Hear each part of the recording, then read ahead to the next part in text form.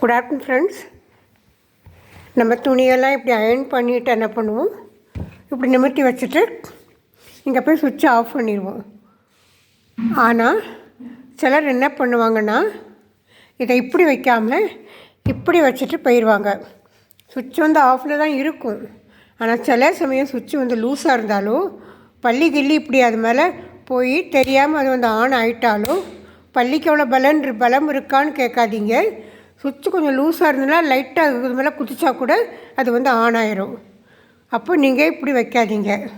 நீங்கள் அதனால் எப்போவுமே என்ன பண்ணணுன்னா, இப்படியே வைக்கக்கூடாது. என்ன ஆனாலும் இப்படி வைங்க. இப்படி வச்சிங்கன்னா நீங்கள் எந்த இடத்துல வேணாலும் கொண்டு போய் அந்த அயன் பாக்ஸை வச்சுக்கலாம். இதனால் ஒரு கெடுதலும் வராது. ஒரு தடவை நான் வச்சுட்டு போய் 3 நாள் எங்கள் அம்மா வீட்டுக்கு போயிட்டு வந்தேன். அது வந்து நெருப்பு பிடிக்கலை, புகஞ்சு அந்த ஷீட் வந்து அந்த இடத்துல பிளாக் ஆகி நாங்கள் வரும்போது பிளாக்காக இருந்தது. இது என்னென்னா ஆட்டோ ஆஃப்னால கொஞ்சம் சூடாகுது, அப்புறம் ஆஃப் ஆகுது, சூடாகுது, ஆஃப் ஆகுது போல் இருக்குது.